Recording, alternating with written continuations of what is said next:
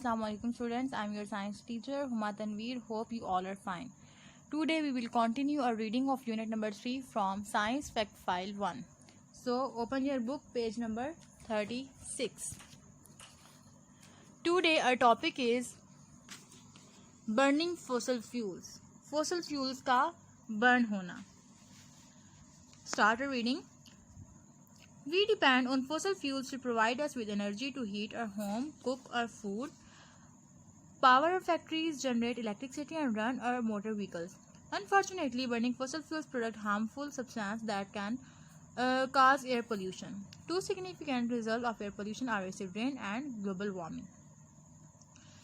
जो burning effects हैं वो कुछ अच्छे भी होते हैं और कुछ अच्छे नहीं भी होते. ठीक है, हम फॉसिल फ्यूल्स को बर्न करते हैं ताकि उनमें से हीट वाली एनर्जी हासिल कर सकें, ताकि हम अपने फूड को कुक कर सकें, फैक्ट्रीज में पावर सप्लाई कर सकें, इलेक्ट्रिसिटी जनरेट कर सकें, अपने व्हीकल्स में फ्यूल को जो है यूज़ कर सकें. ठीक है, लेकिन इससे हमारे पास सबसे बड़ी बीमारियों की वजह बनती है जो कि है एयर पोल्यूशन. आपको पता होगा इस बारे में कि जो एयर पोल्यूशन है वो बहुत सारी डिजीजेस कॉज करती है. ठीक है, two significant are first is acid rain and second is global warming. Acid rain. All rainwater contains a small amount of acid. Rain dissolves carbon dioxide from the air making carbonic acid. तमाम जो पानी होता है बारिश का वो small amount में उसके अंदर एसिड मौजूद होता है, लेकिन जब जो बारिश है वो हवा में मौजूद गैस को डिसॉल्व करती है तो वो और ज़्यादा एसिडिक बन जाती है. जैसे कि कार्बन डाइऑक्साइड को डिसॉल्व करती है तो वो कार्बोनिक एसिड बन जाती है. However, इसी तरह other gases produced by industries such as coal-fired power station cause rain to be more acidic. These gases are sulfur dioxide and nitrogen dioxide. When they dissolve in water, they form sulfurous and nitrous acid respectively. इसी तरह से factories वगैरह के through जो sulphur dioxide और nitrogen dioxide है वो भी हवा में मौजूद होती है. ठीक है, तो वो भी रेन वाटर के साथ शामिल हो जाती है, तो वो रेन वाटर को सल्फोरस एसिडिक और नाइट्रस एसिडिक बना देती है. The damage done by acid rain is extensive in many areas of the world. Fish in lakes and trees in forest are decaying because the acid rain release poisonous aluminium from the soil into the water. Buildings are crumbling and metal constructions are rusting much more quickly because of acid rain. जी, तो acid rain की वजह से क्या होता है, जो fishes वगैरह होती हैं लेक्स में और जो ट्रीज़ होते हैं फॉरेस्ट में वो भी बहुत ज़्यादा जो है डैमेज हो जाते हैं. ठीक है, क्यों? क्योंकि वो जो एसिड रेन है वो रिलीज़ करती है पॉइजनस एल्यूमिनियम को. ठीक है, सॉइल से वाटर के अंदर. ठीक है, तो जो फिशेस होती हैं वो भी वाटर में रहते हैं और ट्रीज़ को भी वाटर नीड होता है, इसलिए उनके लिए बहुत ज़्यादा नुकसान का बायस बनता है. Next is global warming.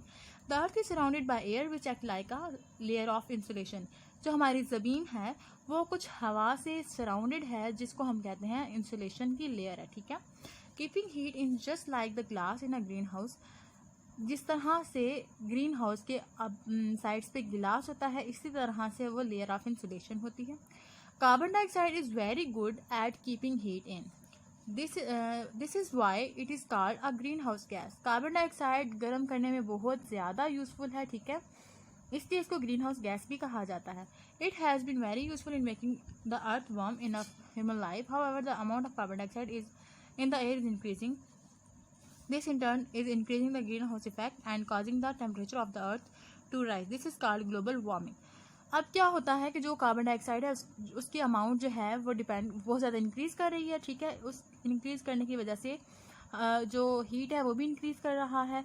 ठीक है, तो इसकी वजह से टेम्परेचर बहुत ज़्यादा बढ़ गया है अर्थ पे, जिसको हम कहते हैं ग्लोबल वार्मिंग.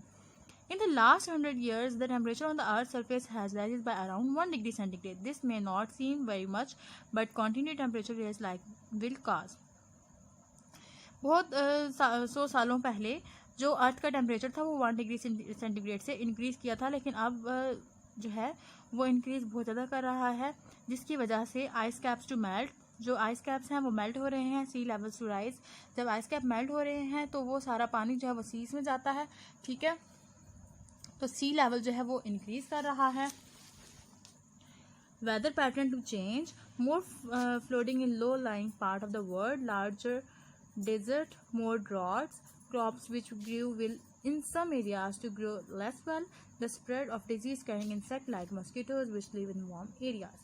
इसी तरह से बहुत सारी बीमारियां पैदा हो रही हैं मॉस्किटोज वगैरह की वजह से, जो डेजर्ट्स एरिया हैं वो ज़्यादा हो रहे हैं, ठीक है, खुश्क साली भी बढ़ रही है काफ़ी इलाकों में। तो ये सारा जो काम है वो किसकी वजह से हो रहा है, वो ग्लोबल वार्मिंग की वजह से हो रहा है। Did you know methane is another greenhouse gas? It occurs naturally in marshy areas such as where rice is grown and is produced by cattle as they bulge and break wind. Methane जो है वो एक और green house gas भी है, ठीक है, वो नेचुरली पाई जाती है मार्शी एरियाज में जहाँ पे राइस वगैरह को ग्रो किया जाता है, ठीक है, और ये कैटल्स वगैरह के थ्रू प्रोड्यूस हो रही है। Okay, next is how long will fossil fuels last, कि जो फॉसिल फ्यूल्स हैं वो कितने टाइम तक रहते हैं। Supplies of fossil fuels are limited and are being used at the alarming rate, they will not last for ever. जो fossil fuels हैं उनकी एक लास्ट टाइम होता है, जैसे कि अक्सर आप मेडिसिन भी यूज़ करते हैं तो उनमें भी लास्ट डेट लिखी हुई होती है कि आप ये मेडिसिन या ये ड्रॉप्स ये यहाँ इस डेट तक यूज़ कर सकते हैं, उसके बाद वो एक्सपायर हो जाता है। इसी तरह आप बहुत सारी चीज़ें यूज़ करते हैं जिनके आगे एक्सपायरी डेट लिखी हुई होती है, हम अगर उसके बाद यूज़ करें तो वो हमारे लिए नुकसानदेह होता है। इसी तरह फॉसिल फ्यूल्स की भी एक लास्ट डेट होती है, अलार्मिंग डेट होता है, जब तक हम यूज़ कर सकते हैं उसके बाद हम उनको यूज़ नहीं कर सकते। जैसे कि फ्यूल्स में आ जाता है ऑयल, अबाउट 50 ईयर्स, ठीक है, known supplies when it is likely to run out 2070, 50 years तक वो हम यूज़ कर सकते हैं। नेचुरल गैस को 70 ईयर्स तक, ठीक है, मतलब 2090 तक।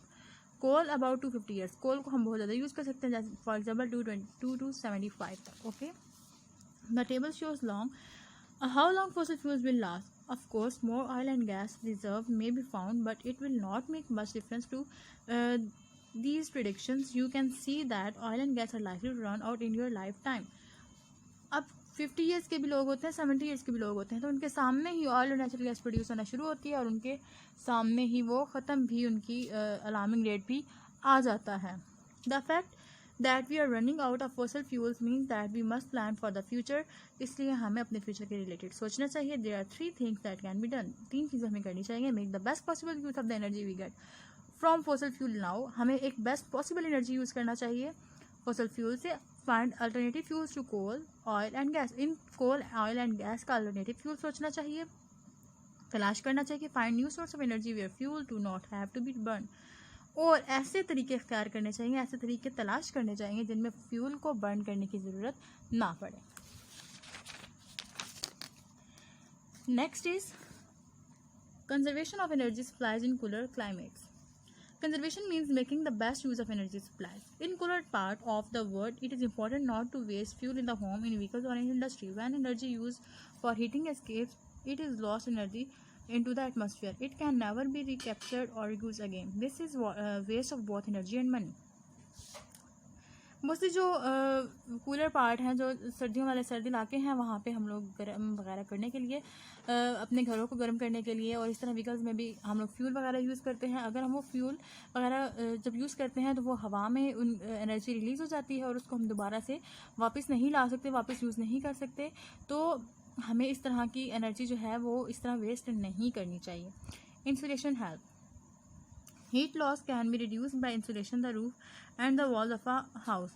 The floor of the loft roof space and the cavity in the walls can be filled with materials such as glass, fiber or minerals wool, which is difficult for heat to pass through. The fiber of the insulating material trap lots of air between them. Air is a poor conductor of heat and so not much energy escapes.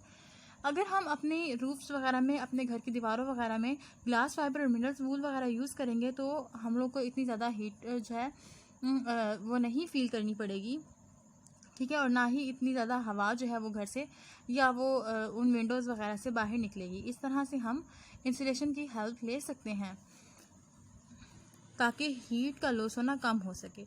Did you know it would take the natural process of decomposition of materials 42 years to replace the amount of fossil fuels that we currently consume in a year?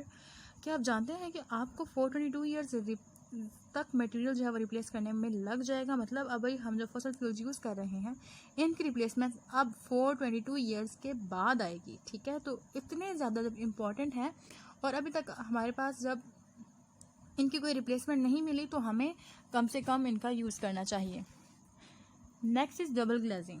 Most building have single sheet of glass in the window frame, heat can be conducted through the glass and lost to the air outside. To prevent this, a second sheet of glass can be used in the window. This is called double glazing. हमें window में एक glass के बजाय 2 glass use करने चाहिए, ठीक है. Sometimes a second window is added to the one which is already there. This is called secondary glazing. तो इससे क्या होगा, जो हीट है वो एक ग्लास कंडक्ट करेगा, जब सेकंड ग्लास आ जाएगा तो वो कंडक्ट नहीं कर सकेगा. Second window is added. Window are replace by special double windows. यहाँ पे आपको नज़र आ रहा होगा, यहाँ पे एक और विंडो यहाँ पे सेपरेट से लगाई गई, लेकिन यहाँ पे एक ही विंडो में 2 ग्लासेस का यूज़ किया गया है.